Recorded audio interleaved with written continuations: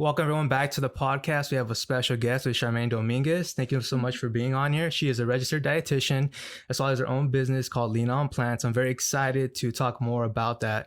And how's your day going so far? Good. It's pretty chill here in California. Oh, definitely. I feel the weather and it's pretty chill, but it's better than it used to be when it was super hot and warm. Yes. But I definitely want to ask you, what got you started on Lean On Plants? So I'm a registered dietitian. And so I started working, my first job was at a plant-based clinic. And I wasn't really eating like plant-based then. But our job, right, our protocol is to teach our patients like plant-based diets. And so it was interesting because I was teaching these patients plant-based diets, and I was like, yeah, like you should eat these and that. And I just saw how, their numbers got, really better numbers, as in, their blood work, right? Their blood sugar levels got better. Their cholesterol levels got better. They were losing weight. They were getting off medications. Their doctors see that their levels are getting better. And I was like, wow, like this really works. And so I dived into more of the scientific research of plant-based diets. And I was like, wow, like this is amazing. Like it really, really helps people reverse a lot of diseases without having to be on medications for life. And I really enjoy just, people finding a natural way to reverse their diseases and them, being so grateful that there's a way. And so that's how I, got into plant-based. And during COVID, that's when, I was like, I really wanted to do something on my own, because back then when I was working at that plant-based clinic, a lot of people will tell me like, you should like take over the business, or you should it was really interesting. But I was like, no, like I'm not an entrepreneur, like I'm just an employee. Like I always had that mindset. And so I didn't really think that I can do something on my own until when COVID was hitting. I wasn't working because I was waiting for my work permit. So I come from Hong Kong and I just got married here. Congrats. Thank you. So I got married here. So starting from last year's December until, this year's like May, like I didn't have a work permit, so I couldn't work. So all that time gave me time to think. And I think even my circumstances like gave me a lot of just desire to, want more in life, and just to do more. And I was like, like I really wanted to be able to do something for myself, and not have to work for somebody else's dream all my life. Like I want to, go after my own dreams. So yeah, that's how I got started. I thought it was interesting you're mentioning about having a entrepreneur mindset before you had more of a kind of just working for somebody else. What kind of broke you out of that? Like what started the process? Yeah, so I think partly because I started working for some entrepreneurs, and I was like, they could do it, and they're women, they're women, and they did it by themselves, and I was like, like if they can do it, I might be able to do it.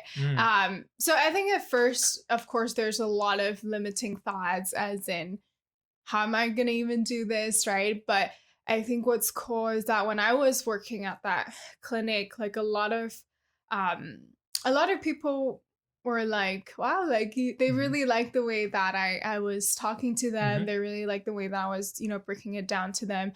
And so I was like, well, this is just me, being myself as a dietitian so that I can be able to, talk to my patients. It's, not, I think what really helps too is not to focus on myself or if I can do it or not, but I think more so to focus on how I can help people and the lives that I can change, and not on myself. Like I think that actually helps me have the courage to step out and and spread the message. And even God, like I feel like I really I really think that without God I couldn't have done this. I feel like I really put my trust a lot in God, because I was like, oh, like I don't know how this all works. And the start is always the hardest. The start of the of the business is always the hardest because, you're just starting. But I'm grateful that God has really reassured us in this business and really helped us grow in this business. So Very cool. yeah. I was just thinking of how much effort you put even on social media, because that's a big part as well for your business. Even going back to that, what do you feel like tips would you offer to an introvert who wants to go into this direction, entrepreneurship? Like, what would you advise them if they're really shy or afraid of what people are going to say? Yeah. Yeah, that's a really good point. It's funny because before this business, I am on social media all the time, but I don't post. Like, I just, like, I'm one of those coasters. I just, like, look at, like, what he's doing, what she's doing. And I wouldn't, like, post as much. And, stories is, like, I think I did my first story, like, me talking when I was doing my business. So it's definitely, out of my comfort zone. Even though I would consider myself an extrovert, but on social media, I was an introvert. I was more so, the lurkers, the ghosters, they say. Like, I just like, I don't really post. But yeah, I think, again, like, same thing. I feel like, okay, there's a message that I really want to spread out there. And if I focus on that and not focus on myself, then, I think I can do it. At least it's for, somebody else. And I think just practice, just, you don't have to be perfect when you post. I think that's one of the things when I started, I was like, this has to be perfect. Like, I have to, make this great. But, when I look back, I thought it was perfect. But when I look back at my original post, I was like, oh, like, it's not that great. But my point is you get better and better. Like, the more you post, you'll get better and better. And yeah, so I would say just put yourself out there and just, practice, show up every day, and just, show up for a purpose. I think I know you were mentioning God about the start of the entrepreneurship. Like, what do you feel like were signs from him to confirm, like, I should go in this direction and leave behind working for somebody else? Yeah. Lots of prayer, and just prayer, for assurance. Sometimes it's specific. Sometimes it's just, I don't know, assure me in any way. But I remember when I first started, and I didn't have, many clients at all, like, in the beginning, because I just started. And I was so stressed out because I was, like, posting on social media all the time, like, doing outreach. I was, like, working from 8 a.m. in the morning till, like, 10 at night. Like, I was working a lot. And then it was a camping trip that was coming up, and then I was still working, like, on the way to camping trip. Even I took a sales call. Take a break. I know, I took a sales call before the camping trip. And my husband was like, like, you can take a break, like, we're on vacation, why are you taking sales calls? And I was like, okay, like, well, like, I did, have that client, come on. So, that was good. That came out of the sales call. But I was okay, like, I'll just let this weekend, like, unplug, and I'll just pray, for God to reassure me that he's got this and that he's in this. And then at the end of camping trip, because when you go camping, there's no signal. At least where we were at, there was no signal. So I didn't do anything that weekend. So when we came back, when I got signals, there was, like, a lot more followers. There's a lot more, people outreaching. I was like, wow, like, I didn't do anything, but it was totally God, And so I think even just, I have TikTok. So TikTok is, one of the things that helped me grow a lot and, my audience. And so I feel like TikTok is one of those things that I can't really control, like, because there's no formula to TikTok, right? So I think TikTok is one of the things that I can't control, but I've seen it grown so much. And I totally think that, those are the things that, God has, reassured me, or just small moments, like how my clients will tell me, like, wow, like, I prayed for this. And I was like, wow, like, I prayed that God will bring, people who need this to me too. Or they'll say, I prayed, to have a cure, or, they'll tell me, like, wow, like, they'll start crying. They're like, wow, like I wish that someone told me this earlier before, because they've really seen that their blood sugar has lowered and their health has really improved. And I think just these small moments really reassured me that, you know, God is in all of this, and God does want me to spread this message out there because it's good. It's good for everybody. So it's encouraging to hear that you were able to reach out to people and there's something they prayed for. And I could see like you have purpose behind what you're doing, and it was touching them, because obviously health is a big thing. And for people that deal with certain diseases or illnesses, things like that, health is a big component about it. But I wanted to ask you, with your background as a registered dietitian, what did you have to kind of implement to your clients to help them have a better, healthy lifestyle? Yeah. I think what we learned as dietitians, I think one thing that I feel like really, really helped is roll with the resistance. And so it's interesting because when it comes to, you know, helping people with food is such an emotional, personal thing, right? It's in our culture, it's in our celebration, it's in everything, or it's, you know, our in our emotions. It's very emotional. Food is a very emotional thing. And so oftentimes when we, you know, tell people, okay, like you need to eat this and that if you really want to reverse diabetes. And it's not the easiest thing to do. It's not. But I think, and with it comes resistance, right? Like sometimes people complain like, I don't know if I can do this anymore. I don't know if I can still like, you know, just, you know, there's some people that are really good at, you know, doing this plant-based lifestyle. There's some people that, you know, do have a little bit of resistance. So I think just rolling with resistance, giving them flexibility and just knowing, okay, you don't have to be perfect to, you know, eat plant-based. You don't have to be 100% plant-based to be healthy, or, you know, just listening to them, to, you know, what their resistance is or what their complaint is. And then I think just being a listener, I think that really helped me in, you know, interacting with my clients. Would you say that you're also like coaching in a way for people to stay on there? You were mentioning about the cultures and the foods. What did you feel was like a biggest constant food you would see people kind of going back to, or you said as resisting? Cheese. Oh my goodness. I feel like cheese is a big thing. Yeah. But it's so hard. It's almost in everything. Anyways, go ahead. Sorry. No. Yeah. Like it is almost in everything. But it's funny because I'm in my Asian culture, it's not really in everything. So I think that's one thing that I have to realize, that, okay, I don't understand where I don't exactly understand where they're coming from, but I can see, well, you know, if you allow me to be a little bit nerdy on the side. No, like, go for it. Cheese, it does have a chemical that makes you more addicted to cheese. Like it does have a chemical with that, but it's also very high in, you know, saturated fat. That's why it tastes so good. And it's very high in sodium as well. So the combination of these things, right? Especially when it's like put on like carbs, like that is actually, you know, the biggest thing that people have a hard time with. But what I always say to people is that once they get used to the new healthy foods that they're eating, your taste buds renew itself every 2 to 3 weeks.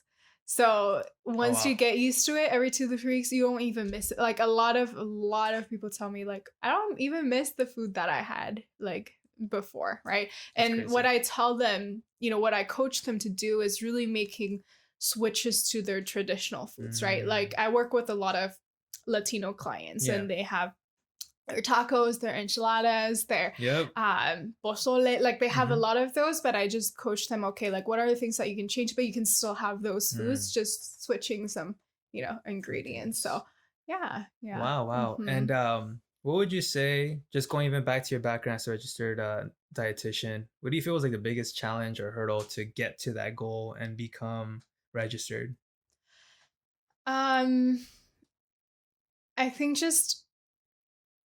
I think you really need grit in doing this, because to be a registered dietitian, of course, like you have to finish your bachelor, and then you have to go through rounds to get into an internship program. And the internship program is at least 1,200 hours of, non-paid work basically. So and it's different rotation. So I would say the biggest challenge is just the different hurdles. Like I think you just need grit, like to get through it. And I remember a lot of people in my bachelor's, they actually didn't apply for the internship because they're so scared that they won't get in.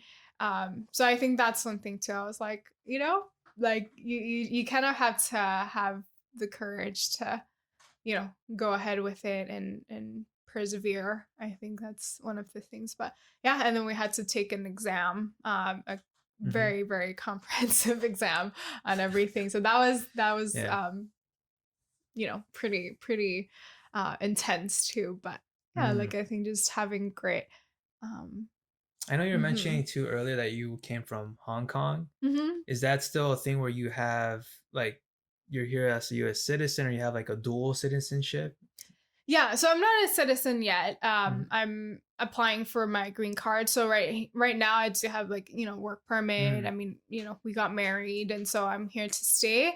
But I came here initially as an international student for college. Yeah. And then I actually originally I wanted to go back. Oh wow. Yeah. Okay. But then I met, my husband, and so I wanted to stay. So it was a journey, like fighting to stay. There's a lot of things, a lot of process to, try to stay, and then even but luckily I got into my master's as well. So I'm still doing my master's, but that helped me, extend my student visa and student visa thing, and it helps me, to stay. And then now I'm, here for good. So it was a process, and it was just, a faith journey and all of that. So yeah, and I do like the fact you said it was like a faith journey. Was Hong Kong a big component of you building your faith, or was it when you came to the States? Yeah, I mean, I actually grew up in the church in Hong Kong. Very cool. So I grew up there. My parents are disciples. My brother's a disciple. He's a younger brother. So I actually became a disciple there. Yeah, I became a Christian there. I studied the Bible there. So I think it is a big part of my faith and my training and how to, what a disciple should be like. And so yeah, like it was a big component of my faith, and just even seeing like, heroes in the faith before me while I was growing up. It's, really amazing as well. Yeah. You said heroes in the faith. What do you mean? Were there people back home that were evangelizing? What do you mean by that? Yeah. There's, I mean, obviously like people going to China. So Hong Kong is, more liberal, more capitalist, but China is, like all the churches in China are underground, but Hong Kong is very different. So I, of course, like I see people on mission teams going to China. But I also see just people, like when I mentioned heroes in the faith, I remember there's a sister, she was battling with cancer. Oh, wow. But I remember at church, like I would see her still sharing her faith, like with, another girl. And I was like, wow, that's amazing. And I just remember going to the hospital, and I wasn't even a disciple then. I was probably like 12 or, 13. I don't know. Crazy. But I remember like visiting her in the hospital, and she, she was in the hospital bed, pretty sick. And then I just remember, we like, we prayed over her, we sang songs, and I was just like crying. I couldn't like talk, because I was like, wow, like even though she's in her hospital bed, I still see her glorifying God. So I think not just people on mission teams, but I just think people even like living out the word, their Christians' lives. Like I was still very amazed by that. So wow, that's inspiring to hear. And I know that you were mentioning again like the heroes of faith. What helped you? Because I know as Christians we usually have doubts in the faith. What kind of made you want to be like, all right, I want to commit my life to Jesus Christ and be baptized? What did it for you? Yeah. So it's funny because when I was little, because I grew up in the church, right? So I know what it takes to become a disciple. Well, well, I think I know, but I thought I knew, but I was like, oh, I don't want to be honest and I don't want to like be good. So I was like, I'm going to become a disciple when I'm like 80 years old, like after I had, That's funny. I had all the fun in life. Right.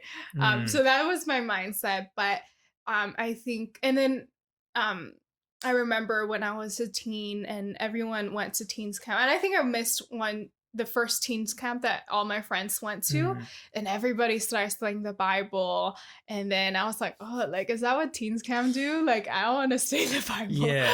So I was really like, I was really rebellious. I was really, reluctant.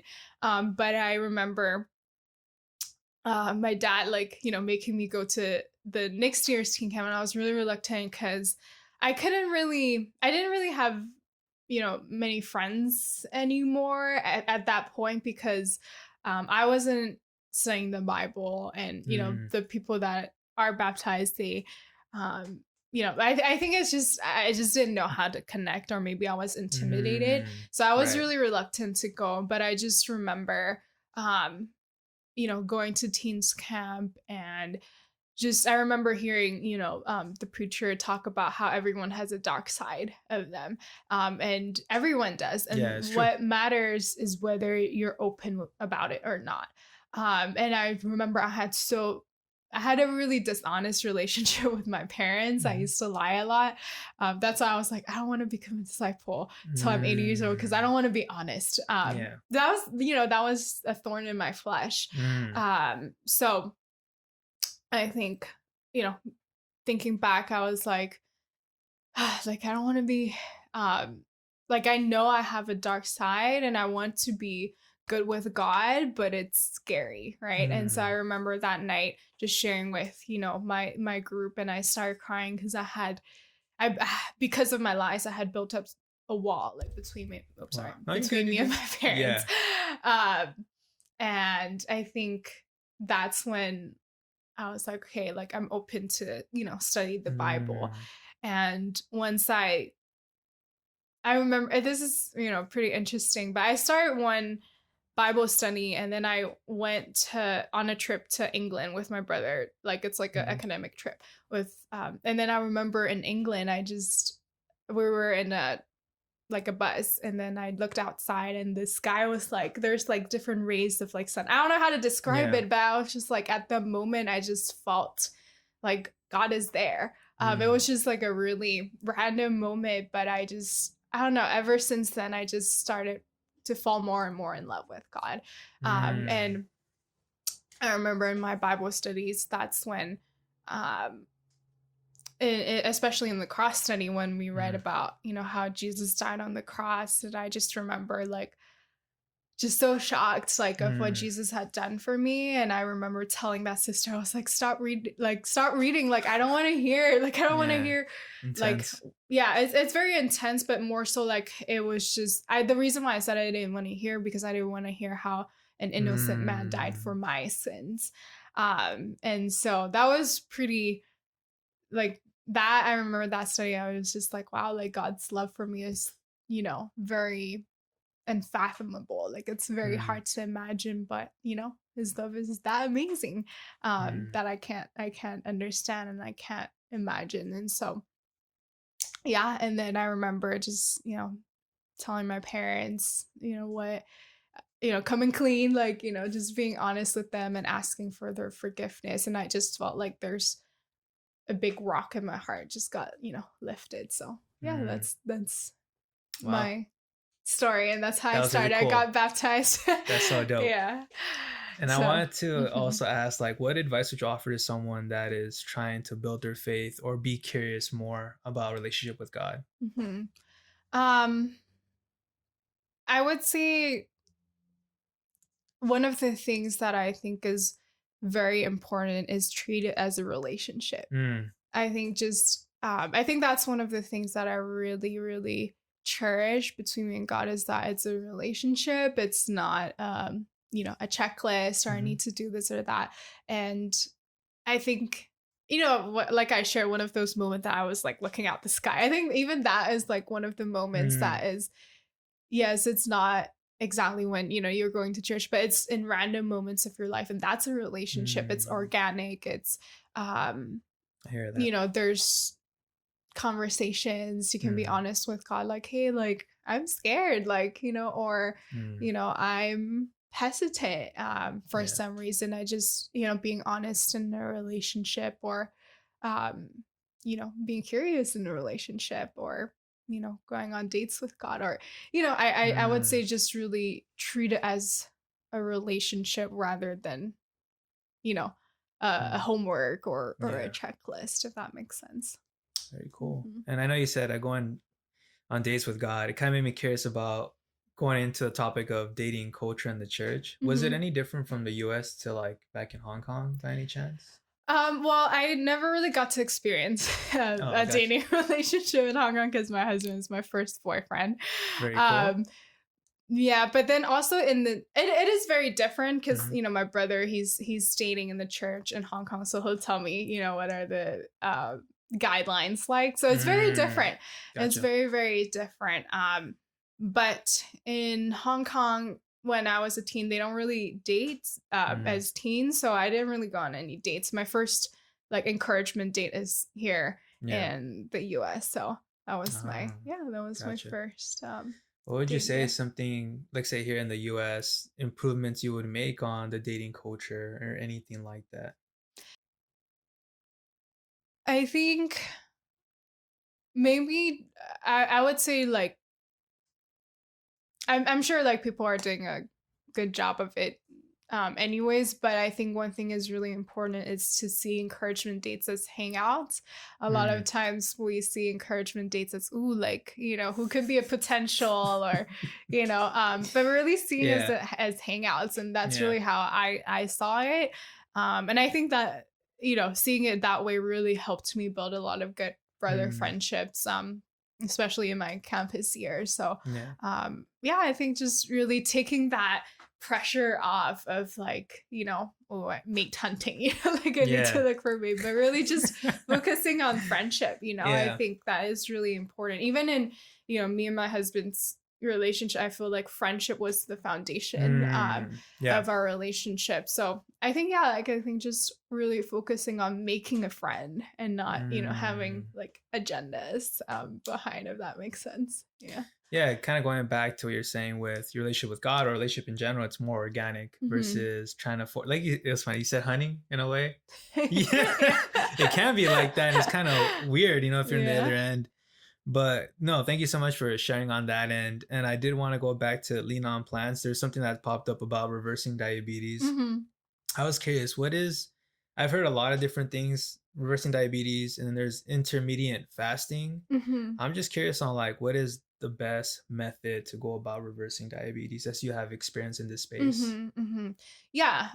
So what I can, adjust intermittent fasting too. So Mm. I can adjust that first. So intermittent Hmm. fasting is, like not eating for a certain amount of time, but not really limiting what you're eating. You can eat Mm. like pizza, but Yeah. just eat it between 2 to 6, for example. Gotcha. Um, Gotcha. Okay. so I would say, there has been some research that shows some benefits to intermittent fasting, but that's something that I don't usually recommend. If you do it naturally, let's say if you naturally just are not hungry at night and then you don't eat at night, like then that's fine. But I don't recommend if you're hungry at night and you're forcing yourself not to eat, then I don't really, Mm. recommend that, because I think that just build an unhealthy relationship with food. I'm a big believer in, you need to listen to your body. If you're Mm. hungry, make sure you eat. If you're not hungry, you don't have to eat. Mm. So I'm a big believer in that. And also, what happens with intermittent fasting is, okay, if I only have this window of time to eat Mm-hmm. between like, I don't know, 2 to 6, then I'm gonna eat everything, I'm gonna eat a lot, so that I can, make sure that I'm not hungry for the Yeah. rest of the time, right? And oftentimes that might even backfire because you Mm. have this mindset, oh, I only have this window of time. I'm gonna eat a lot, a lot, a lot. Mm. So that's one of the things. But if you're not a person that, if you don't have diabetes and you're someone that, just wants to lose weight, and if you're not a person that will, have Yeah. that mindset of, forcing yourself to eat Yeah. everything in an window of time, then Mm. that's up to you. That's fine too. So that's what I would say about intermittent fasting. Gotcha. Okay. Mhm. Yeah.